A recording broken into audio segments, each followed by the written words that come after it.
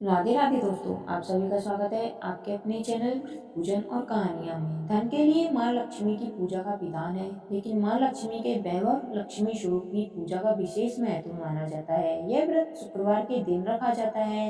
यह व्रत स्त्री ही नहीं बल्कि पुरुष भी रख सकते हैं।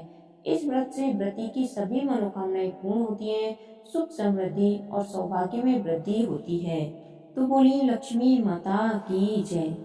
किसी शहर में लाखों लोग रहते थे। सभी अपने अपने कामों में रत रहते थे। किसी को किसी की परवाह नहीं थी। भजन कीर्तन, भक्ति भाव, दया माया, परोपकार जैसे संस्कार कम हो गए। शहर में बुराइयां बढ़ गई थी। जुआ, रेस, व्यभिचार, चोरी, डकैती वगैरह बहुत से गुनाह शहर में होते थे। इनके बावजूद शहर में कुछ अच्छे लोग भी रहते थे। ऐसे ही लोगों में शीला और उसके पति की गृहस्थी मानी जाती थी। शीला धार्मिक प्रवृत्ति की थी और संतोषी स्वभाव वाली थी। उसका पति भी विवेकी और सुशील था।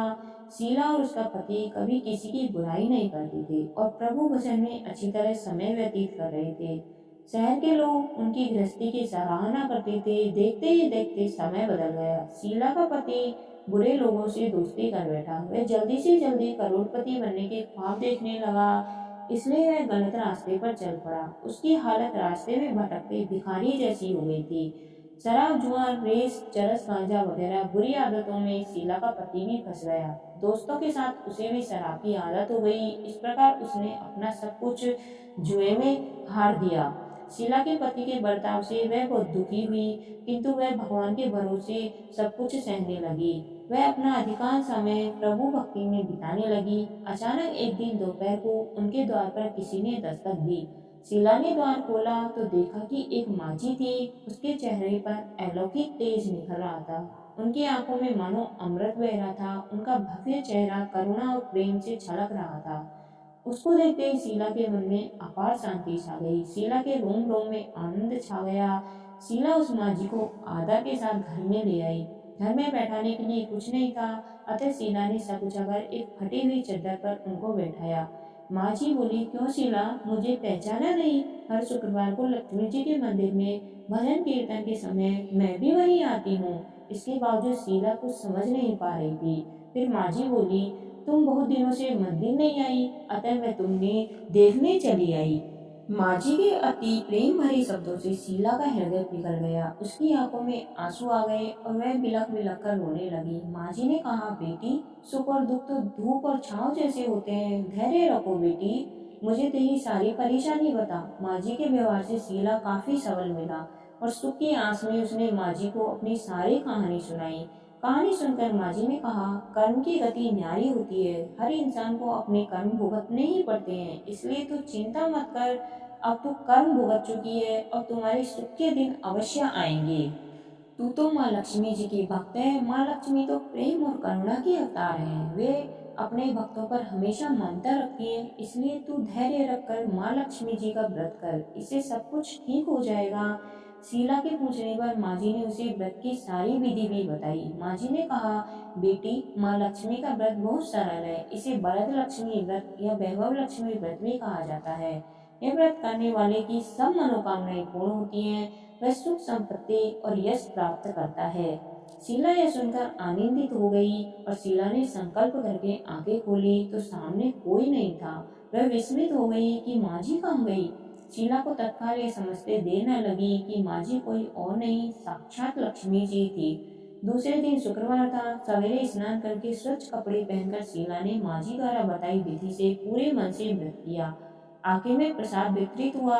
यह प्रसाद पहले पति को खिलाया। प्रसाद खाते ही पति के स्वभाव में फर्क पड़ गया।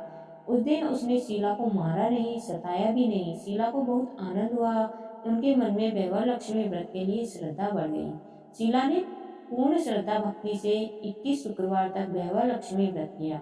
21वें शुक्रवार को माझी के कहे मुताबिक उद्यापन विधि कर के 7 स्त्रियों को वैभव लक्ष्मी व्रत की 7 पुस्तकें उपहार में दी। फिर माताजी के धन लक्ष्मी स्वरूप की छवि की बंधन करके भाव से मन ही मन प्रार्थना करने लगी, हे माँ धन लक्ष्मी, मैं आपका वैभव लक्ष्मी व्रत करने की मन्नत मानी थी।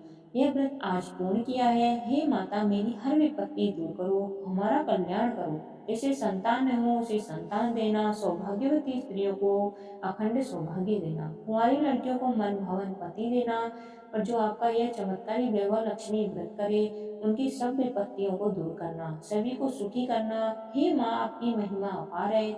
ऐसा बोलकर लक्ष्मी जी के धन स्वरूप की छवि को प्रणाम किया। व्रत के प्रभाव से शीला का पति अच्छा आदमी बन गया और कड़ी मेहनत करके व्यवसाय करने लगा। उसने तुरंत शीला के गिरवी रखे गहने छुड़ा लिए। घर में धन की बाढ़ सी आई। घर में पहले जैसी सुख शांति छा गई। वैभव लक्ष्मी व्रत का प्रभाव देखकर मोहल्ले की स्त्रियां भी विधि पूर्वक वैभव लक्ष्मी व्रत करने लगी।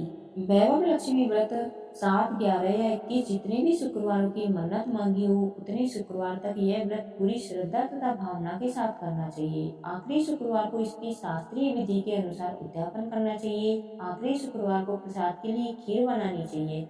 जिस प्रकार हर शुक्रवार को हम पूजा करते हैं वैसे ही करना चाहिए। पूजन के बाद माँ के सामने एक श्रीफल फोड़े, फिर कम से कम 7 कुंवारी कन्याओं या सौभाग्यशाली स्त्रियों को कुमकुम का तिलक लगाकर माँ वैभव लक्ष्मी व्रत की कथा की पुस्तक की एक एक प्रति उपहार में देनी चाहिए और सबको खीर का प्रसाद देना चाहिए। इसके बाद माँ लक्ष्मी को श्रद्धा सहित प्रणाम करके फिर माता जी के धन लक्ष्मी स्वरूप की छवि को वंदन करके भाव से मन ही मन प्रार्थना करें।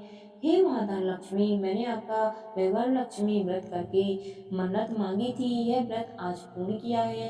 हे माँ, हमारी जो मनोकामनाएं हैं वह बोले और मनोकामनाएं पूर्ण करें। हमारी हर विपत्ति दूर करो, हमारा सबका कल्याण करो। जिसे संतान न हो उसे संतान देना, सौभाग्यवती स्त्रियों को सौभाग्य देना, कुंवारी लड़कियों को मनभावन पति देना। जो आपके चमत्कारी वैभव लक्ष्मी व्रत करे उसकी सभी विपत्तियों को दूर करना, सभी को सुखी करना। हे माँ, आपकी महिमा अपार है, आपकी जय हो। ऐसा बोलकर लक्ष्मी जी के धन स्वरूप लक्ष्मी की छवि को प्रणाम करना।